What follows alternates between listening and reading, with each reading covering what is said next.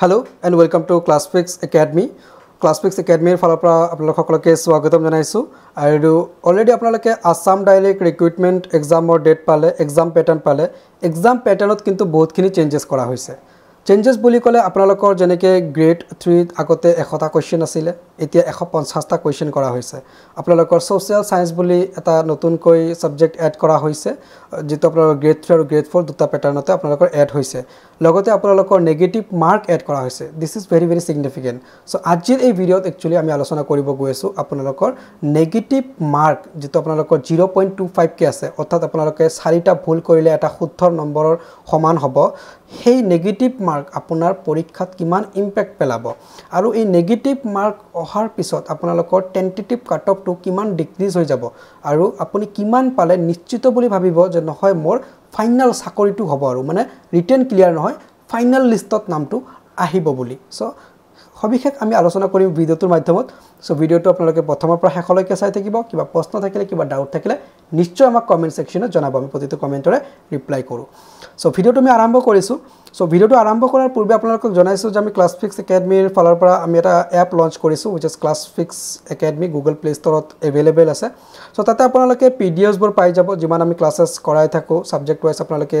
যেনেকৈ polity history geography ইংলিছৰ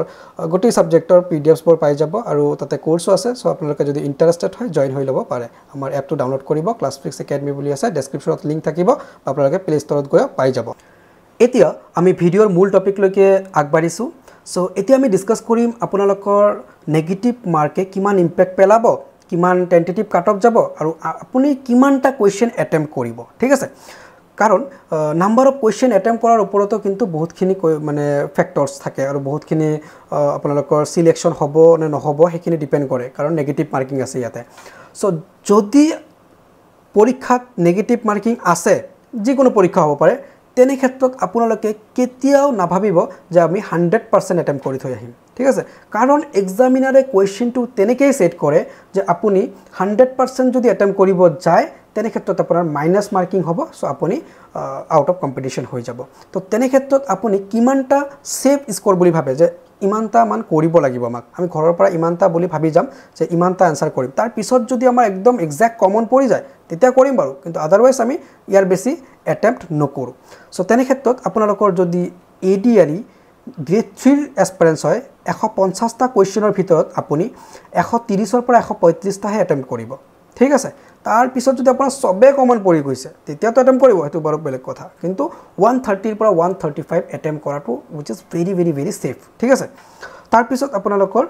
grade 4ত আপুনি 115ৰ পৰা 120টা মানহে অ্যাটেম্প্ট কৰাৰ টাৰ্গেট কৰিব ঠিক আছে 115ৰ পৰা 120টা কোৱেশ্চন অ্যাটেম্প্ট কৰাৰ টাৰ্গেট কৰিব ইয়াতকে বেছি আপুনি টাৰ্গেট নকৰিব যদি আপোনাৰ একদম হুবহু কমন নপৰে ঠিক আছে তো যিকিন হওক এতিয়া আপুনি ক'ব পাৰে স্যাৰ যে কিয় আমি ইমান মানে কোৱেশ্চন বাদ দিব লাগে তাৰ কাৰণটো হৈছে যে আপোনাৰ এই যিবিলাক কোৱেশ্চন আপুনি বাদ দিব হেবিলাক কোৱেশ্চন হৈছে খুব ডিফিকাল্ট কোৱেশ্চন হেবিলাক টাইম কনজিউমিং কোৱেশ্চন হ'ব আৰু হেবিলাক আপোনাক কিন্তু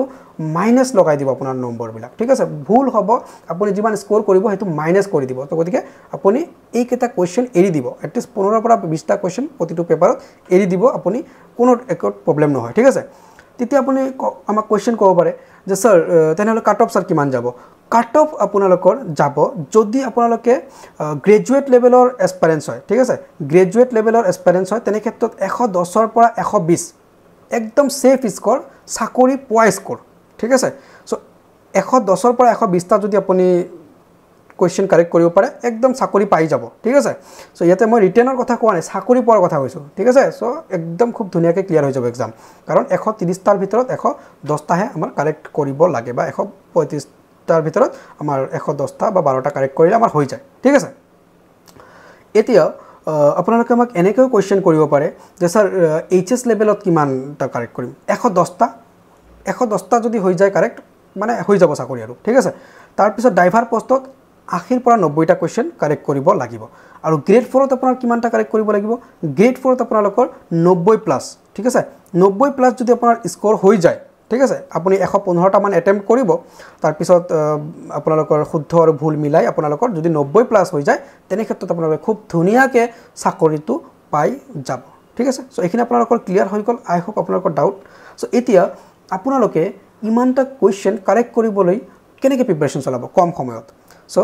তাৰ বাবে আপোনালোকে ডেফিনেটলি গাইডেন্স ল'ব লাগিব সো আপোনালোকে এপ্ৰোপ্ৰিয়েট মেটেৰিয়েলছ পঢ়িব লাগিব আৰু আপোনালোকে ৰাইট ৱেত প্ৰিপাৰেশ্যন চলাব লাগিব সো তেনে ক্ষেত্ৰত আপোনালোকে ক্লাছফিক্স একাডেমীৰ ভিডিঅ'ছবোৰ চাব আৰু আমাৰ এপটো ডাউনলোড কৰি ল'ব তাতে নোটছবোৰ আছে নোটছবোৰ আমাৰ পৰা লৈ ল'ব ঠিক আছে আৰু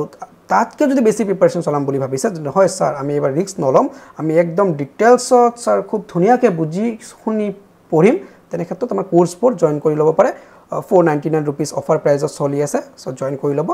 খুব ধুনীয়া কোৰ্ছ হৈ আছে আৰু তাতে একদম ডিটেইলছত বুজোৱা হৈ আছে সো আপোনালোকৰ কোৱেশ্চন মিছ নহয় তো এইখিনি আছিল আপোনালোকৰ আজিৰ এই ভিডিঅ'ৰ মূল টপিক সো ভিডিঅ'টো মই জাষ্ট আমাৰ ক্লাছ আৰম্ভ হোৱাৰ আগতে শ্বুট কৰিলোঁ সো কিবা ডাউট থাকিলে মোক সুধিব সো মই চমুকৈ ভিডিঅ'টো শেষ কৰিলোঁ আৰু কিবা প্ৰশ্ন থাকিলে সুধিব মই নেক্সট ভিডিঅ'ত সেইটো জনাই দিম সো আজিৰ ভিডিঅ'টো ইমানতে সামৰিছোঁ thanks for watching Classfix academy see you in the next video'